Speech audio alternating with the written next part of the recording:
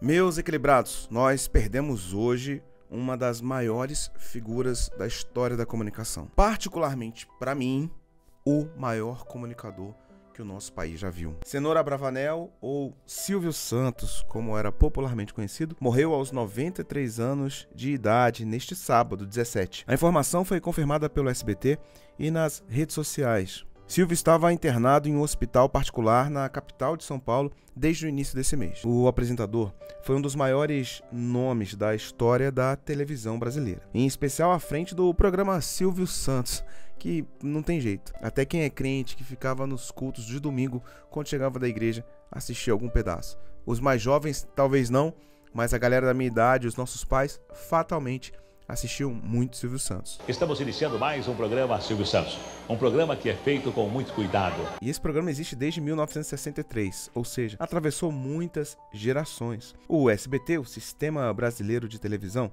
entrou no ar em 1981. E o ano de 2024 foi um ano até mais delicado para a saúde do apresentador, na verdade. Ele já havia se desligado do programa Silvio Santos, deixando a sua filha Patrícia Abravanel comandando o programa no lugar dele. E no dia 18 de julho, o comunicador foi internado no Hospital Albert Einstein, em São Paulo, para se recuperar de H1N1. Teve alta 2 dias depois, porém, um tempo depois, no dia 1º de agosto, ele voltou a ser hospitalizado e, segundo a assessoria de imprensa da emissora, passou por alguns exames. Nasceu em 12 de dezembro de 1930 no bairro da Lapa. Exatamente, ele é carioca. Apesar de ter construído todo o seu império no estado de São Paulo, ele conseguiu juntar o melhor dos dois mundos, né? Que é essa facilidade de comunicação de um carioca, ao mesmo tempo com a capacidade de um bom gestor, que é o paulista. Ele juntou os dois melhores cenários e não é à toa que ele virou esse ícone, e não é porque nós o perdemos que a gente fala isso, não. Todos que entendem de comunicação, e eu falo como jornalista, nós nos inspiramos em alguma coisa no Silvio Santos. A capacidade que ele sempre teve de se comunicar com o mais letrado, até o povão, de conseguir ser transversal na sua comunicação, de criar bordões emblemáticos, né? Não tem... Todo mundo pensa no Silvio Santos e vai falar o quê? Nos seus bordões, que são incríveis. E não tem jeito, quando se pensa no Silvio Santos, outra característica incrível é a forma de imitá-lo, né? Sem dúvida, não temos dúvida nenhuma de que o Silvio Santos é a figura mais imitada do país. Nunca houve e nem haverá uma personalidade tão imitada e às vezes até aparentemente tão fácil, né? Mas veio você pra cá, veio você e tal. Todo mundo sabe imitar o Silvio Santos, um pouquinho que seja. Isso é o tamanho, a sua capacidade de comunicação, tamanho o seu carisma, que é impressionante, que é extremamente acima da média. E a sua genialidade de ser uma pessoa que transita em programas de comunicação, em programas de auditório, em informações sérias.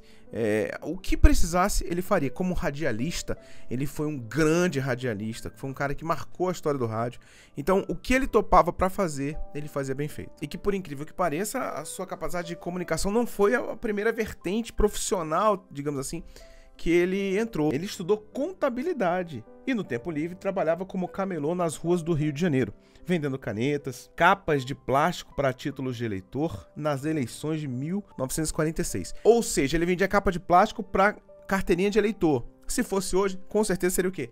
Capa de celular, não tenha dúvida. Nessa mesma época, começou a fazer pequenos trabalhos como locutor de rádio. Aos 18 anos, em 1948, serviu no Exército e na Escola de Paraquedistas. Aos domingos, trabalhava para uma rádio no Rio. Após sair do Exército, continuou como locutor, entre outros trabalhos como a venda de anúncios em caixa de sons na Barca do Rio de Janeiro. Lá no Rio é muito comum ter barca, então para você ir de um lugar para o outro, ao invés de você ir de metrô, de trem, de táxi, de ônibus ou enfim de bicicleta, ia de barca. Como estava todo mundo preso ali na barca, fechadinho, ele ligava uma caixa de som e fazia o seu trabalho ali de forma exemplar, espetacular, e uma percepção que ele sempre teve como um espetacular gestor, um grande comerciante e um visionário. Essa é uma das grandes capacidades do Silvio Santos. Sem dúvida, se nós pensarmos qual a maior qualidade do Silvio Santos, é a comunicação. Mas ele sempre foi também um grande visionário, o que fez dele um gênio. Ele conseguia olhar uma pessoa e falava: você tem futuro na televisão, você não tem. Ele via: esse programa vai dar certo, vamos mudar isso aqui de horário. E algumas pessoas ficavam assim: caramba, ele muda. E sempre dava certo, porque ele tinha essa capacidade de entender, de ter o feeling do que fazer melhor naquele momento. Isso para um gestor, eu acho que é o grande segredo do sucesso. É você saber a hora de continuar, a hora de improvisar, a hora de parar e a hora de investir mais força naquilo que parece que tá dando certo. E a história dele é maravilhosa e aqui não é a minha intenção nesse vídeo contar detalhe por detalhe da vida dele, até porque fatalmente isso vai acontecer em vários outros vídeos e canais aqui no YouTube e também no próprio SBT e tal. Mas ele começou como um vendedor ambulante, foi usando a sua comunicação, passou a apresentar programas na rádio, depois programas na televisão, foi acumulando um capital, foi gerando uma riqueza, e aí ele consegue então adquirir uma emissora de televisão. Olha só, um cara que saiu de um ambiente humilde, simples do Rio de Janeiro, vendedor, camelô, se transformou num grande bilionário, porque a fortuna dele está avaliada em bilhão, e dono de um império de comunicação que é o Sistema Brasileiro de Televisão, né? Um canal que sempre, o Silvio Santos sempre disse isso, olha, a gente luta para ser o número 2, o número 1 é a Globo, e a gente não vai discutir com isso, a Globo tá em outro nível. Isso é tão incrível, porque alguém pode falar assim, cara, ele não tinha ousadia, não, tinha, só que ele sabia o lugar dele, ele sabia até onde ele ia conseguir chegar, com a força que ele tinha e com o planejamento que ele tinha. Então ele sempre foi muito bem sucedido, porque ele sabia onde ele queria chegar e aonde ele estava, e qual era o papel dele naquilo tudo. Isso é muito lindo. Então, em 1981, o Silvio vai ganhar a concessão, então, do SBT. E aí vem os grandes programas. O próprio programa Silvio Santos já vinha anteriormente, né?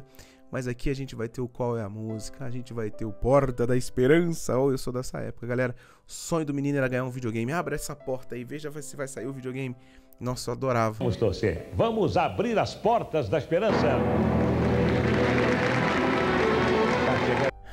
E a minha intenção com esse conteúdo aqui, gente, é só louvar a Deus por ter tido o privilégio de ser da mesma geração que o Silvio Santos. Ele foi um judeu, a sua família protestante, né, a sua filha, as suas filhas, a sua esposa também, cristãos protestantes, e ele teve a sua cultura judaica. Nós vemos vários momentos onde pastores ministraram sobre a vida dele, oraram pela vida dele. Ele teve recentemente em Lagoinha, Orlando, lá ouvindo uma palavra sendo ministrado. Então assim, não sabemos até onde foi, o que aconteceu, mas as filhas dele estavam ali orando. Com certeza a gente pode ter essa fé e esperar que um dia nós vamos revê-lo, vamos encontrá-lo na glória com Jesus. Esse é o meu desejo. E também orando para que o Espírito Santo console a família, porque perder um ente amado, um ente querido é sempre muito doloroso. Ele chegou aos 93 anos de idade. Isso é uma honra, isso é um privilégio. Quão bom será se nós chegarmos aos 93 anos de idade bem, com saúde, com prosperidade, com a cabeça boa. De toda forma, é um dia de muito luto para a televisão brasileira, para a nação, porque realmente ele era uma das poucas figuras que todo mundo gostava, né? Tem outros apresentadores que as pessoas não gostam e tal, mas o Silvio não, ele sempre foi um cara muito querido por todo mundo. E eu falo especialmente como jornalista, como comunicador. A gente perde um ícone da comunicação, um homem que ensinava o tempo inteiro a melhor forma de se comunicar. Eu tenho influências dele, sem dúvida, quando eu tô apresentando os podcasts, quando eu tô fazendo algum talk show, quando eu tô ao vivo, em algum lugar, claro que não na homilia, na homilética, no momento da pregação da palavra, não, mas ainda assim, de forma de entender a igreja como uma plateia, ele também nos dá dicas poderosas para retenção da atenção. Mas eu espero que Deus abençoe e console toda a sua família nesse momento de dor. E como ele mesmo diria, do mundo não se leva nada. Vamos sorrir e cantar.